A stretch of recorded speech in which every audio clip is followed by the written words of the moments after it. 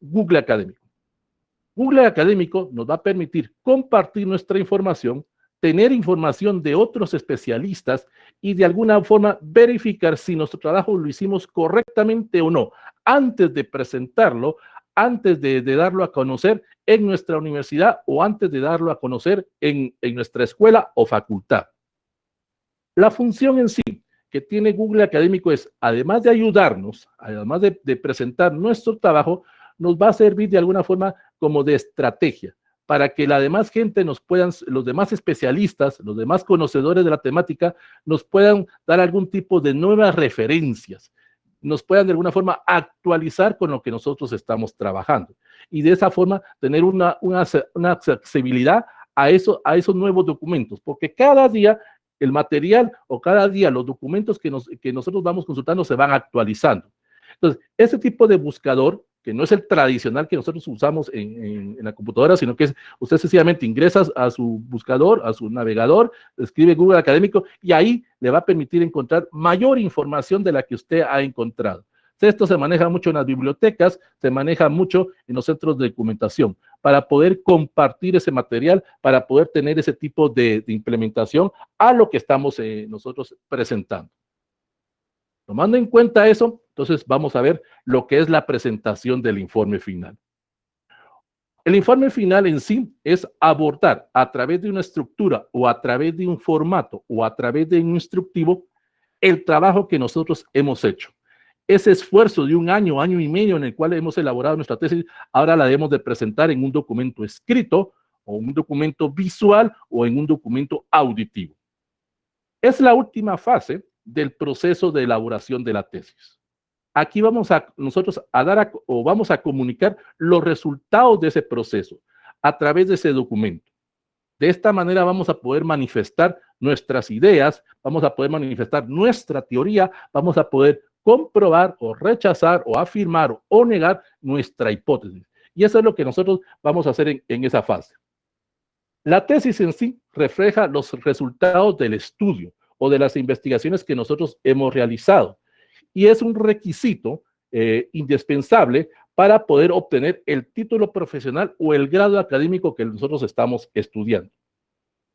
Lo que nosotros vamos a hablar en el día de hoy es una recopilación o es una compilación de diferentes modelos de distintas facultades o de distintas escuelas. Aquí hemos unido diferentes tipos de material, tanto de la Universidad de San Carlos como hemos unido materiales de la Universidad Rural, hemos unido material de la Mariano, hemos unido material de la Francisco Marroquín y de la Universidad del Valle para la presentación de este informe final. Aquí estamos siguiendo un modelo estandarizado propiamente. Como repito, cada facultad o cada escuela tiene propiamente su instructivo, pero nosotros lo vamos a manejar en una forma que no sea sencilla o no sea de alguna forma factible o entendible para lo que nosotros queremos manejar. Entonces, vamos a iniciar propiamente con la parte número 1, el cuerpo preliminar de la tesis, o lo que vendría siendo esa primera sección. En esta primera sección propiamente es en sí donde vamos a dar los datos personales del investigador, vamos a colocar nuestra información de dónde venimos, qué es lo que perseguimos y propiamente vamos a también a colocar ahí en el informe en el cuerpo preliminar todos los datos o el contenido de nuestro trabajo. Una pequeña abstracción y una pequeña introducción de lo que estamos abordando, que es lo que lleva la primera parte del informe final. Tenemos lo que es el cuerpo preliminar. Tenemos la portada. Esto es obligatorio. En la portada, cuando nosotros elaboramos nuestro informe o elaboramos nuestra tesis, debemos de cumplir estos requisitos. Colocar el nombre de la universidad a la cual nosotros pertenecemos, pero debemos de colocar bien el nombre. No podemos colocar abreviaturas. No vamos a colocar USAC o Mariano. No. Vamos a colocar el nombre completo de la universidad. Vamos a colocar luego, vamos a poner, si somos de alguna sede departamental o somos de alguna sede regional, vamos a colocar el nombre completo de ese centro. Si somos de la sede central, solo colocamos el nombre de la universidad al que pertenecemos. Después del nombre completo del centro regional o departamental, colocamos la facultad o la escuela a la que pertenecemos. Luego tenemos lo que es el famoso logo de la universidad, el cual nos identifica. Ese logo o es el que va a ustedes a determinar de dónde estamos siendo egresados, a qué casa de estudio pertenecemos. Ahí va a depender de aquí ya vienen las características propias de nuestra facultad o de nuestra escuela, qué tipo de medidas vamos a utilizar para el logo, o si lo vamos a utilizar en una especie como de fondo de agua. Eso propiamente en el instructivo de nuestra facultad o escuela, ahí nos van a indicar cómo indicar. Pero nuestro logo tiene que tener más o menos una medida de 3 centímetros para que se logre ver. Luego tenemos propiamente en sí el título de la tesis. Ya aquí ya colocamos ese nombre a nuestro trabajo, ese nombre al proyecto que nosotros hicimos. Aquí ya estamos presentando ese informe y le vamos a colocar ese nombre. Por eso es que el nombre de una tesis es lo último que se hace, porque ya tenemos toda la información, ya sabemos de qué vamos a abordar, ya sabemos qué es lo que vamos a presentar. Algunas personas o algunos asesores o algunos encargados de metodología en algunas universidades es lo primero que le piden. Le dicen, mire, ¿cuál es el título de tesis? Y tal vez la persona ni siquiera todavía tiene pensado el tema de investigación. El título es lo último que se hace, donde usted lo va a resaltar, donde usted lo va a marcar. Luego viene la parte más importante, el nombre del autor o autores, comenzando por el nombre y comenzando por el apellido. Si son 2 o 3 personas, se colocan en orden alfabético. Es la forma de colocarlo. Pero siempre comenzando por nombres y por apellidos. Ahora, si solo es usted, sencillamente va a colocar ahí el nombre completo, teniendo cuidado, no está de más decirlo, esas faltas de ortografía, pues usted es su nombre, es lo que a usted lo va a identificar. Luego viene el protocolo de la intitulación o el propósito por el cual usted elaboró. O sea, el título que a usted le van a conceder es ese grado académico que a usted le están proporcionando, que se lo ha ganado usted con todo ese esfuerzo y con todo ese trabajo que ha hecho. En algunas universidades colocan el eslogan propiamente. Si somos de la Universidad de San Carlos, pues vamos a colocar propiamente ir y enseñar a todos. Y si somos de la Universidad Prepa, vamos a colocar esa característica o ese eslogan que nos distingue como ser miembros de esa casa de estudio. Colocamos el lugar donde estamos elaborándolo. Aquí tengan mucho en cuenta algo. Si es de un departamento, debemos de colocar el nombre del departamento. Digamos que es Altenango y luego colocamos la fecha en la cual vamos a presentar el trabajo final o vamos a presentar ese examen. Eso nos lo va a determinar a través de una calendarización nuestra propia facultad o nuestra propia escuela. Nos va a indicar, fulanito tal, usted se va a graduar en noviembre tal. Solo colocamos ese lugar y la fecha, el mes, perdón, sin colocar el día, porque eso no es importante. Entonces, si es departamental, colocamos que es Altenango, colocamos Zacapa, colocamos Quiché, Petén, dependiendo del lugar donde nosotros pertenezcamos. Aquí tenemos un ejemplo de lo que es una portada. El estilo podrá cambiar según la universidad o podrá cambiar según nuestra escuela, pero aquí tenemos una presentación típica de lo que es la portada. Tenemos como siguiente paso lo que es la portada secundaria. En la portada secundaria van los mismos datos que nosotros presentamos en la portada principal, pero aquí le vamos a agregar antes de la fecha y vamos a colocar el nombre de nuestro asesor, el nombre de la persona que nos orientó, el nombre de esa persona que de algún momento nos está guiando propiamente para la realización de este trabajo final que nosotros estamos presentando a la comunidad.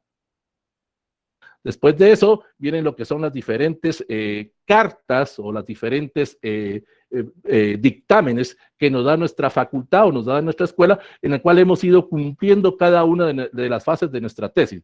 Desde lo que era la elección del tema, en lo que nos aprobaron el tema, en lo que nos nombraron asesor, en los que nos aprobaron el anteproyecto o protocolo, en que nos autorizaron a hacer nuestro trabajo de campo, en lo que ya presentamos el informe y nos lo aprobó el asesor y la pasamos al revisor, en el que nos nombraron ese famoso persona que se va a encargar de ese aspecto de estilo.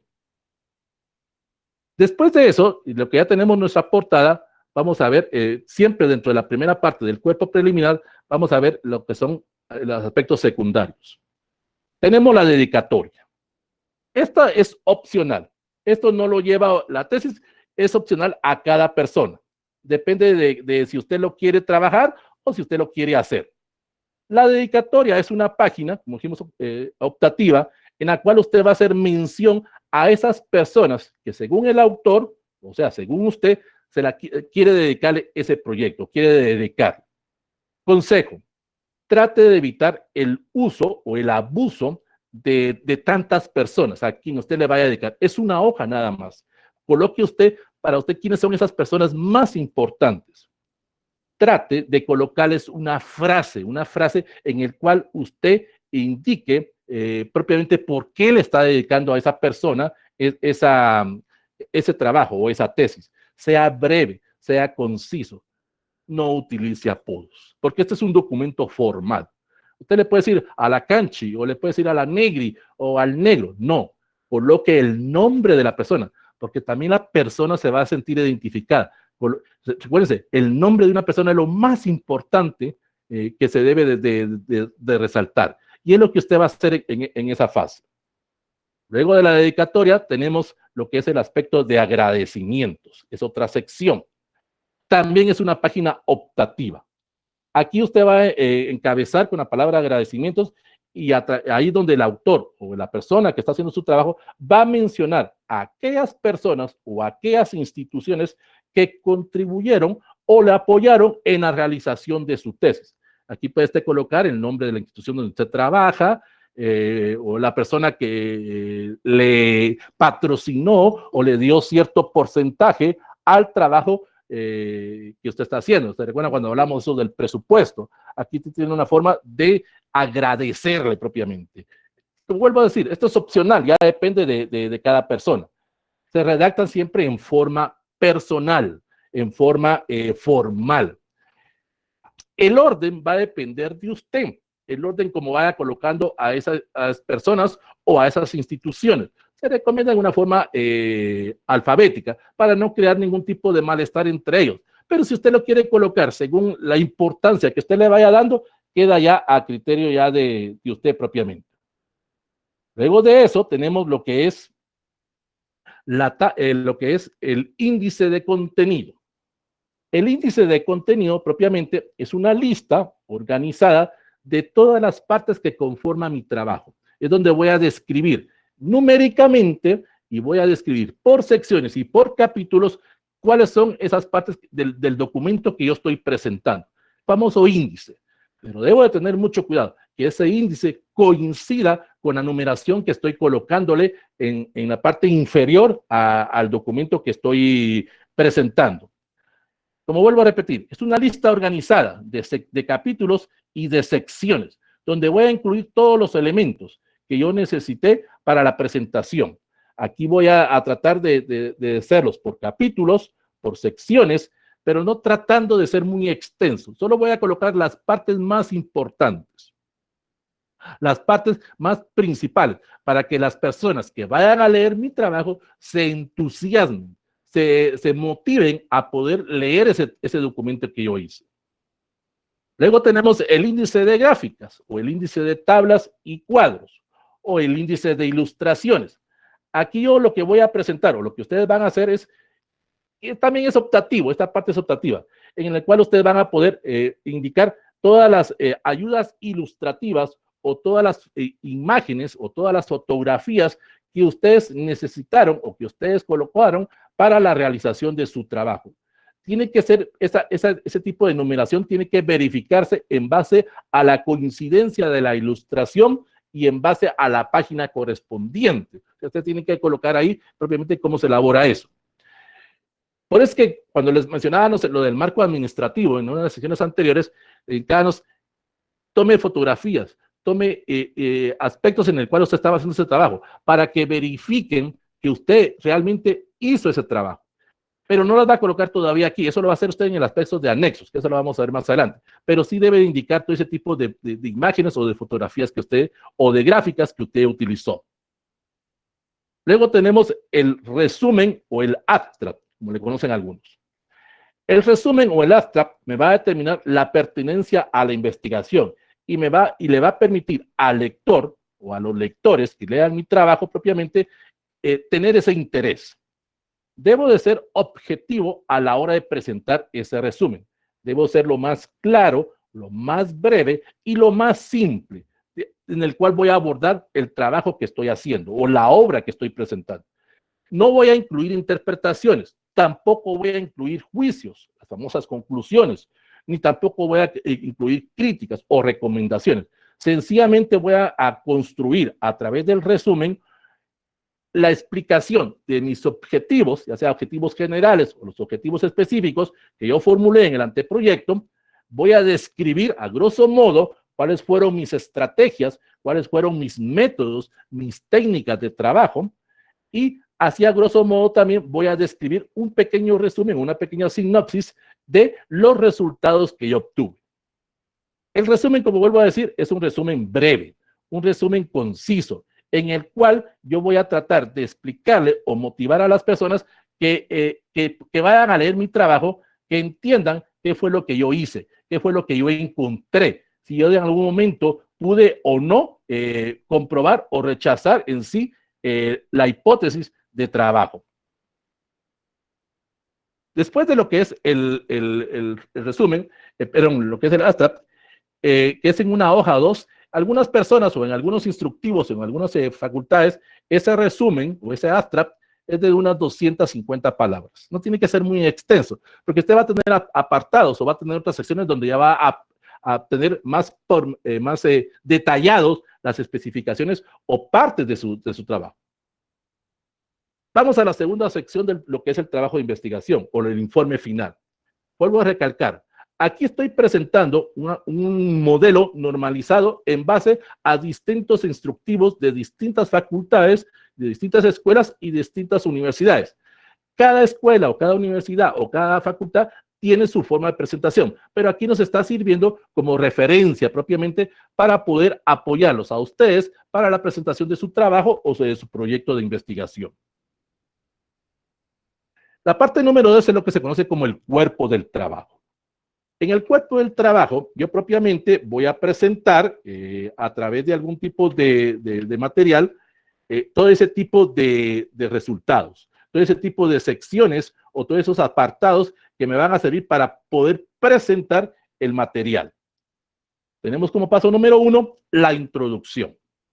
Esa introducción es la presentación clara, breve y concisa de todo el contenido de mi trabajo, de qué estoy abordando, de qué estoy trabajando.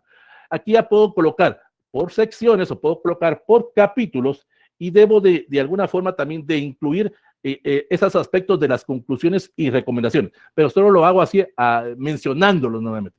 Solo indico, en el capítulo número 1 abordamos tal situación, lo que es el marco referencial, y abordamos estos aspectos. En el capítulo 2 colocamos nuestro marco conceptual o en el orden que usted lo vaya presentando en su trabajo. Es importante mencionar que en la introducción debo de indicar también las razones o los motivos o la justificación de por qué escogí el tema. Y eso usted ya lo tiene en su anteproyecto. Ahí hizo esa justificación y aquí usted lo va a describir en una forma sencilla, en una forma clara, explicando por qué escogió ese tema, por qué escogió ese problema, cuáles son los fundamentos que usted le permitió escoger tal problemática o escoger tal situación, cuáles fueron sus objetivos de trabajo, cuál fue su delimitación. Esos aspectos usted ya lo tiene en el anteproyecto, pero aquí solo los va a poder describir en forma pormenorizada para que las personas se interesen o se entusiasmen con leer su trabajo. También aquí voy a incluir entre la introducción, hablar un poco de la hipótesis de trabajo, o hacer un pequeño resumen de la teoría. Recuérdense, si yo no manejé hipótesis, trabajé una teoría, pero aquí voy a hacer una pequeña, un pequeño resumen de lo que estoy haciendo o de lo que abordé. También voy a mencionar mi metodología. ¿Se recuerdan? Cuando ustedes estaban trabajando los antecedentes del problema, los antecedentes del tema, ustedes fueron propiamente a leer esa introducción de la persona que elaboró esa tesis. Y es lo mismo que van a hacer otras personas que van a venir detrás de usted, cuando usted ya tenga ese documento impreso. Van a leer su introducción, se van a interiorizar o se van a mostrar ese interés en poder continuar con la lectura de su trabajo. Otra situación que usted debe de manejar es lo siguiente. La introducción va en numeración romana. Eso tiene que resaltarlo ustedes. Ya el cuerpo del trabajo se va en numeración arábica, pero la introducción va con numeración romana. Es por aspectos de presentación, en ese sentido.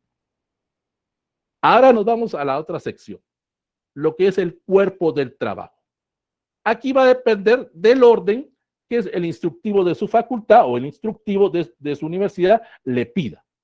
Eso está constituido por los capítulos o subcapítulos o las partes o las secciones que forman en sí el contenido de la tesis. Aquí nosotros estamos manejando 4 capítulos, pero como repito anteriormente, puede ser que esté presente 5, 6, 7 o el asesor le pida más capítulos. El instructivo que yo estoy manejando aquí es en base al contenido del curso que dimos. Recuerdan que había un marco conceptual, donde estaban todos los antecedentes, donde estaba el planteamiento del problema, donde estaba la justificación, los objetivos y nuestra delimitación. Un capítulo 2 sería el marco referencial o marco teórico, junto con la hipótesis. Aquí tenemos que tener claro algo. En nuestro anteproyecto o en nuestro protocolo de tesis, ese marco referencial o ese marco teórico lo abordamos entre unas 15 a 25 páginas. Pero cuando usted ya vaya a hacer su informe final, ese marco referencial o marco teórico tiene que ser más amplio, tiene que ser más detallado propiamente, tiene que explicar más esos conceptos, esas palabras claves que usted las fue mencionando. Usted manejaba unas 4 o 5 palabras claves en su marco teórico. Aquí profundice más. Y usted lo hace porque usted ha tenido un distinto tipo de material, ha consultado a distinto tipo de personas que le van a orientar. Y es aquí donde me puede servir, por ejemplo, Google Académico, lo que hablamos a un inicio. Un capítulo 3 va a ser mi marco metodológico, donde yo voy a explicar todas esas partes, todas esas estrategias que yo utilicé propiamente para hacer en sí mi trabajo, o para poder hacer ese tipo de resultado o ese tipo de presentación de trabajo de campo. Aquí voy a elaborar o voy a reproducir tal y como están en ese marco metodológico esas estrategias, esas tácticas que utilicé. Si utilicé encuestas, aquí coloco el formulario o coloco la boleta de encuesta. Un capítulo 4 sería la presentación de los resultados o el análisis o la descripción de esos resultados que obtuve de mi trabajo de campo. En este apartado yo voy a incluir también todos esos datos que he recopilado o recolectado, toda la información analizada, todo lo que he presentado mediante gráficas o cuadros, todo lo que vimos la semana pasada, la famosa interpretación del resultado.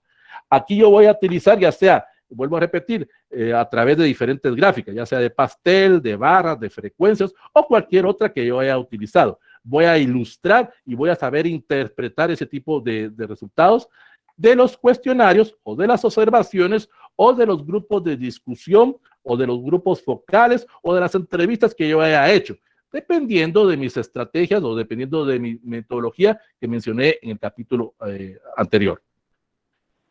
En algunas facultades o en algunas escuelas me pedirán un 5º capítulo, que es una interpretación a una ley. Por ejemplo, si soy de derecho, me van a pedir precisamente interpretación a esa ley o a ese artículo del que estoy hablando. Es mi propuesta, es una modificación a ese trabajo. Si soy de psicología, pues voy a hacer una propuesta al modelo o al test o al cuestionario que utilicé propiamente. Ese último capítulo es en sí la esencia del trabajo o la esencia de mi tesis. Es lo que los examinadores van a ver. El examinador no va a ver en sí tanto el marco teórico, o el examinador no va a ver en sí tanto la metodología. Él lo que quiere ver es cuál es su propuesta, cuál es su alternativa, cuál es ese nuevo conocimiento que usted está planteando o que usted describió o le está dando a conocer a la comunidad. Y porque ese es el esfuerzo en sí de toda su tesis, o el esfuerzo de todo ese trabajo que usted le llevó durante ese año o año y medio de realizar. Algunos investigadores o algunos asesores también le colocan en un apartado propiamente donde usted va a presentar solo los resultados, la interpretación y va a presentar propiamente lo que hablábamos la semana pasada, una posible modificación o una posible nueva alternativa o una nueva metodología a lo que usted quiere dar a conocer. Lo que dijimos anteriormente. Algunos asesores le dicen, mire, ¿por qué no lo hacemos de otra forma? ¿Por qué no hacemos otro tipo de trabajo distinto? Y es ahí donde usted va a hacer este tipo de aspectos. Luego vienen las conclusiones. Aquí en las conclusiones son más que todo son juicios valorativos del autor, en el cual va a interpretar esos hallazgos, esos resultados que se obtuvo a través de mi interpretación del trabajo, a través de la presentación de esas gráficas que estoy manejando en ese sentido. Entonces, esas conclusiones las tengo que manejar en una forma personalizada, en una forma que me permita que las personas analicen e interpreten o hagan una síntesis de todo mi trabajo. Es una parte muy importante, las conclusiones, porque es donde el autor, además de emitir sus juicios que van relacionados a la comprobación o rechazo o aceptación de la hipótesis, porque también ustedes deben de incluirla ahí, va a reflejar también sus alcances y sus limitaciones o sus problemas que tuvo durante el estudio o durante el trabajo que usted elaboró. Las recomendaciones en sí pueden ser una parte muy importante del trabajo. Aquí usted lo que va a incluir en las recomendaciones propiamente es qué sugiere usted. ¿Comprobó o refutó su hipótesis? También en las recomendaciones usted va de alguna forma a resaltar o va de alguna forma a explicar de una forma concreta y directa un resumen de todo lo que usted hizo, de todo lo que usted presentó, de todo ese trabajo. Y usted, a través de esa recomendación, le va a sugerir a posibles personas que vengan detrás de usted, a nuevos investigadores que van a dar continuidad a su trabajo, qué es lo que deben de hacer. Usted les sugiere a través de esa recomendación qué fue lo que usted hizo cuando hizo esa recopilación de material, cuando usted buscó los antecedentes de esa situación. Entonces, recomiende a las personas qué es lo que deben de continuar, en dónde usted se quedó, qué parte les hace falta a su proyecto, qué situaciones se han dado en la presentación. También recomiéndeles, además de qué es lo que las personas deben de continuar o qué las personas deben de seguir, de alguna forma, algún tipo de sugerencia o algún tipo de observación que usted le pueda dar para que las personas se motiven a elaborar un trabajo de investigación o a elaborar su tesis. Recalque aquí que una tesis no es fácil, pero tampoco es difícil. Motive a que las personas continúen con esa fase, que es lo que usted hizo cuando él escogió su tema. Errores que se cometen al hacer las conclusiones y recomendaciones. No justifique propiamente las razones por las cuales, según usted, la hipótesis salió negativa. No tiene que explicar, no tiene que dar explicaciones de por qué esa hipótesis salió negativa. Eso usted ya lo hizo en la interpretación. Eso es un gran error que cometen muchas personas. Aquí dicen, es que la hipótesis no me salió como una tal y yo concluyo que ese trabajo no sirve. No, usted aquí no haga ese tipo de justificación. Eso ya lo hizo usted previamente, ya lo recalcó en algunos aspectos. Pero aquí usted no trata de cometer ese tipo de evidencia de que su trabajo usted en algún momento no salió como usted quería. Usted presente los resultados en forma objetiva. En las recomendaciones debe tomar en cuenta algo. Deben de coincidir con la pregunta que usted formuló en el planteamiento del problema. También deben de coincidir con los objetivos, que eso es lo que a algunas personas se les olvida. Y como lo dijimos en el curso tesis 1, muchas personas, cuando ya tienen aprobado el anteproyecto, lo dejan guardado, ya no lo vuelven a ver. Haga las retroalimentaciones, haga ese tipo de presentaciones, vea si su anteproyecto realmente era lo que usted esperaba o no esperaba. Vaya haciendo ese tipo de modificaciones o retroalimentaciones a su proyecto. Para eso le van a servir las recomendaciones, para que otras personas continúen donde usted se quedó. Ya teniendo eso, pasamos a la tercera parte de lo que es la presentación del informe, lo que son las referencias. Las referencias se refieren a todo el material que yo tuve de apoyo, a todo el material que yo utilicé para poder de alguna forma presentar o tener ese aspecto de material de apoyo. ¿Qué lleva? Esa parte tercera, la bibliografía. Aquí voy a contener todas las referencias bibliográficas de todos los documentos, de todos los textos, ya sea escritos, auditivos, visuales o de cualquier tipo de material virtual, por ejemplo, las páginas de internet que me sirvieron de apoyo. Una referencia bibliográfica o una bibliografía es el conjunto de elementos detallados que me van a permitir identificar las publicaciones o la publicación que yo utilicé para hacer mi trabajo. Debo de colocarla en orden alfabético, empezando primero por libros, continuando con referencias bibliográficas, referencias de virtuales o páginas de internet, referencias hemerográficas, periódicos, revistas o algún tipo de trabajo. Debo de incluir las entrevistas que se utilicen en algún momento, ya sea una entrevista auditiva o una entrevista visual. Debo también de incluir también las leyes, lo que hemos siempre dicho. Su tesis necesita por lo menos la revisión de una ley, aunque usted no sea de derecho, pero usted en algún momento va a recapitular o va a necesitar ese tipo de argumentación legalista para poder verificar que su trabajo está basado en ley o está basado según el método científico. Luego tenemos lo que son las notas aclaratorias. Las notas aclaratorias cumplen la función de informarle al lector sobre el modo en que yo traté determinado tema. Aquí sí yo puedo explicar cuáles fueron los motivos, las razones o las circunstancias por qué yo considero que mi hipótesis salió negativa, por qué mi hipótesis salió distinta como yo la había planteado. Aquí sí, aquí aclaro eso propiamente. Aquí explico o hago esa referencia o incorporo ese tipo de material. Esto es opcional. Esto ya queda a criterio de la persona o queda a criterio del asesor para que se pueda hacer ese tipo de trabajo. Luego viene el glosario.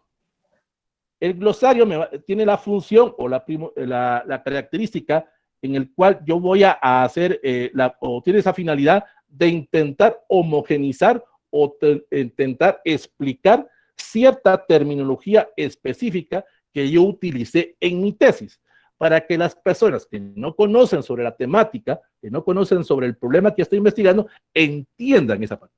Esto sí es parte indispensable, colocar esas palabras claves, ese tipo de información. No lo confundan con el marco teórico. En el marco teórico yo expliqué a través de mi redacción cómo interpretaba esos conceptos, pero aquí voy a agregar otras palabras claves o voy a agregar otro tipo de terminología para que las personas vayan comprendiendo y entendiendo qué es lo que yo estoy haciendo o qué fue lo que yo presenté en mi trabajo final.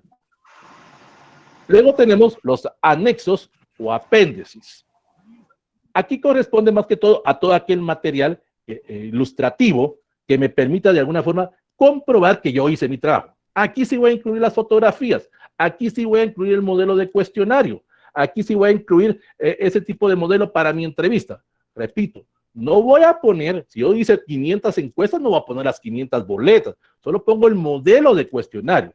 Recuerden que en el marco metodológico yo indique qué tipo de cuestionario, qué tipo de entrevista, si era estructurada o no estructurada. Aquí coloco ese cuestionario, aquí coloco esa boleta, donde estoy explicándole a las personas cómo hice yo ese tipo de trabajo, si utilicé ese tipo de estrategia.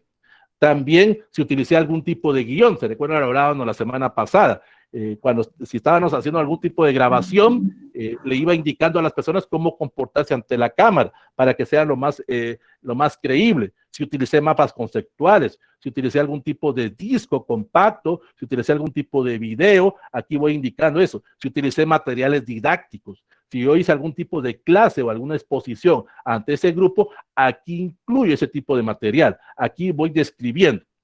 Es una forma sencilla en la cual yo agrego o adhiero propiamente como complemento a mi trabajo que yo elaboré. Ya teniendo en cuenta eso, ya hice mi informe final, ya tengo todo el material, ahora puedo pasar a la parte número 3, a la presentación física del documento. Ya tengo mis capítulos, ya tengo mis referencias. Repito, depende de la facultad, depende de la escuela, cómo voy a presentar físicamente ese trabajo. Cada universidad o cada facultad tiene propiamente su instructivo y eso usted lo debe de pedir. Pero así a grosso modo, uniendo los distintos instructivos de las distintas facultades, vamos a indicar que, por ejemplo, cuál es el tipo de letra que se puede utilizar. Algunas piden Time, New Roman o Arial. Son los dos tipos de fuentes que se manejan. sin cursiva. Eso sí hay que tomarlo en cuenta. El tamaño de la fuente varía. Para títulos, un tamaño de 18 a 20. Si son subtítulos, un tamaño de 16. Y ya para el contenido del texto, 12. Repito, nada de cursivas. Es más que todo por presentación, ya sea que usted utilice Times New Roman o Arial. Venimos con el interlineado. El interlineado se maneja a 1.5, pero puede haber interlineado simple o puede haber interlineado doble, dependiendo del instructivo de su facultad. Los márgenes.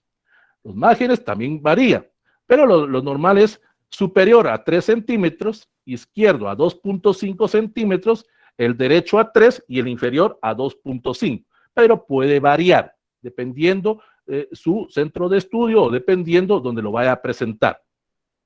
Algo que sí es, eso sí es esencial y es importante, el tamaño. El tamaño es carta, 28 por 21.5 centímetros, conforme al reglamento de las universidades. O sea, toda tesis tiene que ir en tamaño carta. ¿Habrá alguna por ahí o habrá algún tipo de trabajo, si es un artículo científico o si es una monografía que tal vez me la puedan pedir en oficio, pero es muy raro ese tipo de trabajo? Si es un artículo científico, recuérdense cuando hablábamos de esa sección, va a depender también del número de páginas que yo voy a utilizar. Va a depender del tipo de material o del tamaño que me estén pidiendo para poder ingresar el documento que yo estoy utilizando. Las hojas solo se escriben de un lado. Solo de un lado debe escribir. O sea, si su tesis está en 150 páginas, usted debe producir 150 hojas propiamente, en ese sentido. Aparte va a ser cuando usted ya lo haga con la imprenta. Ahí sí ya le van a tocar de un lado y de otro lado. Pero cuando usted está presentando el informe final, lo va a hacer en el total de contenido de la página. El número de ejemplares va a depender también de su facultad o va a depender de su escuela. Algunas piden 25 libros, otras piden 50 y otras que piden 100. En algunas facultades o en algunas escuelas piden una copia digital, que tiene que ser en un CD, en un formato PDF, para que las personas tengan ese tipo de material. La encuadernación, pues ya va a depender de usted, cómo la quiera manejar, va a depender de su presupuesto, pero también hay ciertos instructivos. Ya puede ser en espiral o puede ser en pastada, dependiendo de cómo usted quiera hacer ese tipo de presentación. Algo que usted tiene que tener muy claro. Hemos manejado el interlineado a 1.5, cuando es el texto de nuestro trabajo. Pero hay otro interlineado. Es el interlineado cuando nosotros manejamos algún tipo de nota o cita textual, cuando estamos manejando las famosas referencias o notas, los pies de página APA o tradicionales o los de Vancouver o cualquier otro tipo de material o referencia que utilicemos. Cuando estemos utilizando esos párrafos o esa lista, debemos de marcarlos o debemos de interlinearnos en un espacio simple, a uno, para poder distinguirlo. Algunas personas resaltan o le colocan negrita o negría a esa parte, a ese tipo de contenido que no es de ustedes. Es para distinguir qué es lo suyo y qué es lo de otros autores. Igual si usted está manejando algún tipo de referencia bibliográfica, está manejando el contenido dentro de los párrafos, pues algunas personas le ponen ese tipo de negría. Eso ya queda a criterio de la persona. No hay ningún tipo de aspecto en esto. Los párrafos o las listas deben de incluir también en los aspectos de la bibliografía, los aspectos de las ilustraciones y las tablas que deben de ir a uno. Esa es el interlineado debe estar a uno. Repito, depende de cada facultad, depende de cada universidad, ese tipo de aspecto que usted vaya a manejar. La paginación, o cómo se enumera. Habíamos dicho en un inicio que la introducción va con números romanos para la parte preliminar del cuerpo. Lógico, la portada y la portada secundaria, como las cartas, como el agradecimiento y la dedicatoria, no van numeradas, pero tomen en cuenta que es parte del contenido del trabajo de la tesis. Se empieza a numerar con números romanos, para la redundancia, con la introducción. Ahora, el cuerpo del trabajo o el texto propiamente sí va con numeración arábiga. La primera hoja del trabajo, o la primera hoja del capítulo 1, no va numerada. Es por aspectos de presentación, pero sabemos que es la hoja 1. Ya en la página 2 o en la hoja 2 sí va a aparecer esa numeración. Se recomienda colocar en la parte inferior, pero depende del formato, depende del instructivo de su escuela o de su facultad, en ese aspecto de la paginación. Ya teniendo en cuenta eso usted, ya hizo ese tipo de reglas, todo ese tipo basado en el instructivo que le pide su facultad, usted lo va a presentar, ya lo va a tener en una forma de formato de PDF, o lo va a tener en forma impresa, se lo va a llevar a su asesor para que lo revise, para que le haga algún tipo de observación, ya cumple esa función de presentárselo a su encargado de metodología para que le nombre al revisor, y el revisor se va a encargar de ver esos aspectos de estilo, lo que hemos siempre dicho. Él le va a decir, mire, aquí los márgenes no coinciden con lo que nosotros manejamos en nuestra facultad o en nuestra escuela, debe mejorar los márgenes, pero tiene que repetirlo. O le va a indicar, mire, aquí hay algunos aspectos de faltas de ortografía. Entonces, el revisor sí le puede hacer algún tipo de cambio en su trabajo de estilo, no en aspectos de cambiar la tesis. Eso lo hablamos en unas sesiones anteriores. Entonces, cuando usted ya tiene ese aspecto, cuando usted ya tiene esa situación, ya se lo aprobó el revisor, entonces ya le van a dar un dictamen para la impresión final de los libros o la impresión final de ese material, para que usted vaya a la imprenta y pueda de alguna forma presentarlo en su examen público o en su examen general de conocimientos, que es lo que vamos a abordar ahorita. ¿Cuáles son esos tips o cuáles son esas situaciones que debemos de tener muy en cuenta cuando nosotros presentemos nuestro examen? Ya nos colocaron una fecha, ya nos indicaron qué día o a qué hora debemos de estar presentes para hacer esa presentación final de nuestro trabajo. Ya lo tenemos en forma escrita. Literalmente, cuando ya nos ponen la fecha de graduación, ya literalmente estamos graduados. Solo tenemos que cumplir ese formalismo. Aquí yo lo voy a manejar desde el punto de vista si fuera presencial la graduación. Actualmente, por la situación en que nos encontramos, las graduaciones son ahora virtuales. Se maneja otro tipo de modalidad, pero vamos a manejarlo desde el punto de vista presencial, que es lo que a nosotros nos interesa. ¿Cuáles son esos consejos? ¿O qué consejos les puedo dar? Porque yo ya he cumplido, aquí vemos personas que ya hemos hecho examen público. Yo hice un examen público de licenciatura, ya hice de maestría, estoy a punto de presentarlo, otro examen público de otra maestría. Y hay otras personas que también ya están en esa fase. Es normal que usted se ponga nervioso. Es normal que usted tenga esa ansiedad, ese estrés, porque es la última parte de su tesis. Usted en algún momento entrará en alguna especie como de duda, en algún tipo de temor, pero no haga eso, porque usted propiamente ya hizo todo su trabajo.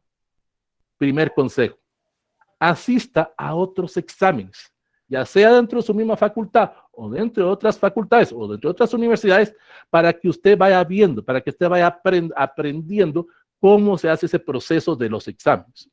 Actualmente, en algunas universidades, los exámenes son virtuales. Si tiene algún conocido, le puede mandar el link en ese sentido. O algunas facultades o algunas escuelas suben el enlace a la página de Facebook o a la página de la facultad y ahí usted lo puede ver. Eso no tiene nada de malo, ver la presentación de sus resultados. Usted está llegando como invitado o llega como una persona externa. No tiene de malo, pero véalo propiamente para que usted conozca todo ese tipo de proceso, para que usted conozca todo ese tipo de situación que se está dando en esa situación. Véalo, vea cómo se hace ese proceso. Paso número 2 o consejo número 2. Estudie su trabajo. Es cierto, usted lo hizo. Usted en algún momento hizo ese tipo de trabajo. Si usted lo hizo propiamente, si usted mandó a hacer su tesis, que esa es otra historia, léalo, pues lea ese trabajo de otras personas, pues, para que cuando a usted le vayan a preguntar, usted entienda, usted pueda hablar en forma clara, fluida y elocuente del trabajo, que se vea que usted es el autor principal de ese documento. Si es una tesis en grupo o es una tesis en pareja, propiamente, pónganse de acuerdo cómo van a reestructurar, cómo van a presentar ese resultado final en ese examen propiamente. Consejo número 3, estúdielo, profundice. De alguna forma, usted ya tiene ese resultado impreso, ya tiene enmarcado ese documento, léalo, pero no lo lea un día antes, porque entonces en un momento se va a saturar de información.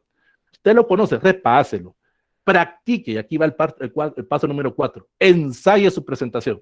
Como usted ya fue a diferentes exámenes, ya vio cómo se presentan, reúna a sus familiares, reúna a un grupo de amigos y haga un ensayo de un posible examen de graduación, de una posible quinteta o una terta donde estén sus sínodos o estén las personas que lo vayan a examinar y usted explíqueles cómo tiene que hacer y usted haga ese tipo de dramatización, por decirlo de alguna forma, de esa presentación. Claro, no es lo mismo los ensayos que a la presentación final, porque usted en ese ensayo pues podrá cometer errores, podrá cometer algún tipo de modificaciones a su trabajo, pero cuando usted esté ya en el examen final, cuando usted esté ya en la presentación de su trabajo, pues esos errores va a tratar de no hacerlos propiamente. Que haya público, que lo observe, que eso público le pueda decir, mira, estabas muy nervioso, o movías mucho la mano, o los pies estaban muy tranquilos, o estabas sudando, o estabas tartamudeando, o sea, le van a ir dando ciertos tips ellos mismos, las personas que le estén viendo su ensayo, para que usted no tenga ese tipo de problemas. Pero tampoco no ensaye todos los días, pues, o sea, ensaye de vez en cuando, porque una persona también tiene que tomar en cuenta, en su examen público, a veces también hay que improvisar, porque a veces, como lo dijimos anteriormente en una de las sesiones, el asesor le va a preguntar por qué escogió el tema, es la pregunta 1. El encargado de metodología le va a preguntar cuáles fueron sus metodologías o sus técnicas o sus instrumentos que utilizó. Y la tercera persona, el tercer sínodo o el tercer examinador que le va a hacer es ya sea el director de la escuela o el decano de la facultad, que le va a preguntar cuáles son sus conclusiones, cuáles son sus recomendaciones que usted está planteando. Entonces, usted tiene que tener en cuenta algo. Demuestre seguridad, demuestre que conoce del tema. Usted lo trabajó.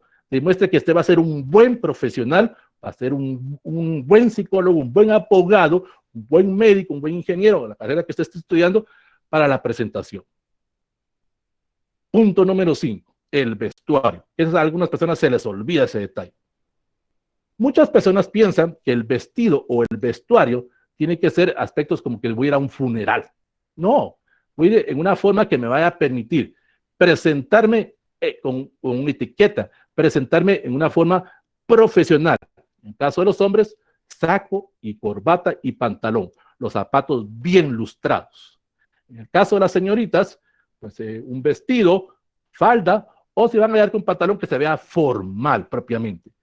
Es cierto, al final me van a colocar lo que ustedes ven ahí, esa famosa toga, y en el cual ya no se va a ver mi vestuario, pero al inicio no. Debo de demostrar que llego de una forma profesional, que soy un futuro profesional y que me sé vestir en ese sentido, que manejo esos aspectos de presentación, recortado el pelo, en el caso de las señoritas o en el caso de las señoras, con el pelo agarrado, por decirlo de alguna manera, que se me vea formal en ese sentido. Algo que deben de tomar muy en cuenta, muy en cuenta esto. Ser puntual a la hora del examen. Usted tiene que ser puntual, usted. Dice bien, si el examen se lo programaron a las 10 de la mañana, por lo menos usted esté unas 2 horas antes, para que se calme, para que usted conozca el lugar. Es cierto, usted varias veces ha ido al centro donde se hace la elaboración, la presentación de las tesis en su facultad o en su escuela, usted lo conoce, pero llegue, vea tranquilo, vea cómo está armado ahí. Y también, si va a llegar acompañado de sus padrinos, que también lleguen con usted a esa hora, para que ellos lo vayan motivando, para que ellos le vayan dando ciertos tips de la presentación. Las otras personas no le importan, miren, papás, mamás, los invitados no, ellos pueden llegar tarde, eso no importa, ellos se van a agregar a la presentación o al trabajo, a ese día del examen, pero usted llegue por lo menos unas 2 horas antes para tranquilizarse, para calmarse. La puntualidad es muy importante. Si dicen a las 10 comienza. Y usted lo pudo ver aquí en este curso. El curso comenzábamos a las 11 y a las 11 comenzaban. Nada que aquí de que, mire, vamos a esperar 5 minutos para que vengan más personas. No, señor. Es a las 11, es a las 11. Nada, la hora chapina. Vamos a dar media hora para que vengan los demás. No puede ser tampoco decir, mire, disculpe, señor decano, deme una media hora más, es que no ha venido mi papá y mi mamá, no ha venido mi pareja, no ha venido tal persona. Miren, disculpen, con todo respeto. Algún problema tuvieron ellos, pero ese no es la tesis de ellos, no es el acto de graduación de ellos, es el de usted. Se dice a las 10 comienza. Se dice a las 10:30, a las 10:30. Nada de hora chapina, en eso no va en ese sentido. Entonces, la puntualidad dice mucho de usted como profesional. Y claro ejemplo lo tenemos aquí con el curso. Comenzaba a las 11 y a las 11 comenzaba, nada que a las 11:05. Ya teniendo en cuenta esto, entonces vamos a abordar otra temática. El significado de la toga universitaria. Ese vestuario que nos van a colocar a nosotros cuando ya nos han dado la información o nos han dado eso. Señor, usted ha aprobado su examen. Señorita, usted es la nueva psicóloga, la nueva abogada, el nuevo médico, el nuevo ingeniero, arquitecto, la carrera que usted está indicando. Aquí yo voy a manejar la modalidad o el aspecto de cuál es ese tipo de vestuario que nos colocan a nosotros. La toga en sí, en la actualidad, ha sufrido diferentes cambios, se ha modernizado, pero eso no le quita el valor intrínseco o el valor profesional que tenemos nosotros a la hora de vestirnos en esa forma profesional o en esa forma formal. La toga está compuesta de las siguientes partes. Lo que es el bonete o capelo. Ese es el famoso sombrerito, como dicen algunos. Es lo que ustedes ven ahí en el cursor. Ese boneto o capelo representa la coronación del grado académico, ya sea de licenciatura, de maestría, de doctorado o postdoctorado. Significa el compromiso del trabajo. Eso se lo va a indicar, se lo va a ir colocando ciertas personas cuando ustedes lo están vestiendo a la hora de su examen. Luego tenemos la borda o borla, esa parte que está colocada aquí. La borda o bola es el adorno que lleva encima del bonete, con el cual se identifica a la profesión. Propiamente el color de la borda o borla me identifica mi facultad o me identifica mi carrera o la profesión en la cual me estoy graduando en ese momento. Luego tenemos el peto, cuello o collarín, esta parte que tenemos aquí, esta parte como morada. Es el listón que va alrededor del cuerpo. Representa la unión de mi cuerpo con la inteligencia, con todo ese conocimiento que yo hice. Estoy aportando mi cuerpo al nuevo conocimiento que estoy aportando a la sociedad. La esclavina. La esclavina representa o simboliza la dependencia o la necesidad constante al cambio, la necesidad constante a ese conocimiento, a ese servicio que estoy haciendo. Esa esclavina o ese aspecto me indica que ya soy profesional, que me estoy vestiendo con ese nuevo conocimiento y que lo voy a transmitir a las personas. Aquí manejando un poco el eslogan de la Universidad de San Carlos, ir y enseñar a los demás. Porque usted en algún momento va a trabajar como profesional y puede ser que usted en algún momento va a compartir sus experiencias, va a compartir ese conocimiento que usted tiene, ya sea en la docencia, ya sea como investigador o como asesor, o en algún momento usted va a aconsejar a otras generaciones. Puede ser que usted no trabaje en la universidad, pero usted trabaje a nivel medio o a nivel primario. Y usted va a trabajar con esas nuevas generaciones y usted le va a compartir esas experiencias, le va a compartir ese tipo de conocimiento. Luego tenemos el traje. En la Universidad de San Carlos se maneja un traje negro, perdón. Lo utilizan los graduandos de cualquier grado universitario para tener una especie como de sinónimo para demostrar mi capacidad, para demostrar ese alto cargo que he obtenido, para demostrar que pertenezco a un grupo, en este caso sería un nuevo colegio profesional. Cuando ya está graduado, cuando le dan su título, le dan el acta de graduación, usted se va a ir a colegiar para reconocer el colegio al cual usted pertenece, en ciencias económicas, al de derecho, al de psicología, o sea, ahí depende de su grado académico. Ese vestuario me identifica también con lo más importante. Tengo que ser agradecido con mi universidad. No importa qué universidad sea usted, si es privada o pública, agradézcale a su universidad, porte con arguía, como decía, en aspectos militares, con valentía, ese traje propiamente. Usted estuvo 5, 6, 7, 8 años ahí en esa universidad, le transmitieron ese conocimiento. Bueno o malo, esa es otra historia, pero ahí le transmitieron ese conocimiento. Sea agradecido. Lo mejor que puede hacer una persona es ser agradecido con el lugar que me está dando los conocimientos, porque esos conocimientos me van a permitir tener un mejor trabajo, me va a permitir de alguna forma poder desempeñarme o irme al extranjero, no importa, pues, pero tengo que ser agradecido en ese sentido. Aquí tenemos varios ejemplos de varias togas que identifican las distintas universidades. Tenemos la toga de la Universidad Mariano Gálvez. Los que son de la Mariano Gálvez saben el significado del color de su toga. Tenemos la Universidad San Carlos. Tenemos ese significado. Aquí estamos acompañados. Vean, y si en ese momento usted que le están colocando y está con sus padrinos y está recibiendo esos aplausos, esos abrazos de su familia, se vale llorar ustedes. No tiene nada de malo llorar. Un hombre puede llorar en ese momento porque ahí está sacando todo ese esfuerzo y toda esa dedicación que tuvo durante ese tiempo para hacer. Tenemos aquí la toga que identifica a la Universidad Rafael Andívar en ese sentido. Tenemos aquí a la Universidad del Istmo, Universidad Francisco Marroquín, Universidad del Valle. Cada universidad tiene su color, cada universidad tiene ese distintivo. Y ustedes, como son pertenecientes a cada una de esas casas de estudio, saben el significado de esos colores, saben el significado de esos aspectos que le van colocando. Tenemos también, en este aspecto, lo que es la Universidad Galileo, el significado de los colores, la Universidad Rural, la Universidad Mesoamericana propiamente. Es el mismo vestuario, solo lo que va cambiando es el significado de esos colores. Tenemos la Universidad San Pablo, la Universidad Panamericana, la Universidad Internaciones, la Universidad Da Vinci. Bueno, pido disculpas porque me faltaron 2 universidades, pero no logré conseguir fotografías de esas universidades.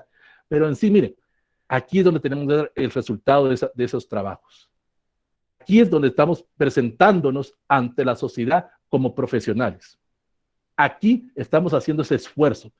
Esos 5, 6, 7, 8, 9 años de estar estudiando en las aulas, ese año y medio o 2 años que me llevó a hacer mi tesis, y aparte mi privado, pues, no importa que me haya tardado 10 años, no importa que me haya tardado 11 o 15 años, el resultado lo estamos viendo aquí. Y aquí viene después una jura, donde a usted le van a hacer ese juramento como nuevo profesional, que ponga en práctica ese tipo de conocimiento, que ponga en práctica eso que usted ha aprendido. Y ya dependerá de usted si va a cumplir o no. Por ejemplo, los que son médicos, pues le van a poner el famoso código, el famoso juramento, ¿cómo se llama ese juramento de medicina? En el cual usted va a ser un futuro profesional. Cada facultad, cada escuela tiene un juramento que de alguna forma lo compromete a usted ante la sociedad, lo compromete a usted ante ese país, porque usted va a ser un buen profesional. Ya después, pues ya vienen las felicitaciones, ya vienen los agradecimientos, los abrazos, ya viene la celebración, lo que usted quiera hacer. Actualmente de forma virtual, pues la toga ya se la coloca usted o están sus padrinos en ese momento en el cual le ha colocado. Pero es distinto, mire, es más bonito, más esencial tener una graduación presencial, porque ahí usted está, como se dice, en vivo. Cada quien podrá actuar y decir, no, yo la he hecho en forma virtual y también me ha gustado. Pero eso ya depende de usted. Usted sabrá cómo se presenta. Aquí vuelvo a repetir, aquí hay 4 o 5 personas que ya nos graduamos a nivel de licenciatura y sabemos que ese momento tal vez puede ser el único momento de nuestra vida que nos podamos graduar, porque puede depender de muchos factores. El aspecto monetario, el aspecto laboral, el aspecto sentimental o diferentes factores que me impidan que yo en algún momento ya no continúe estudiando. Pero consejo, siga estudiando, no se quede con la licenciatura, no se quede con ese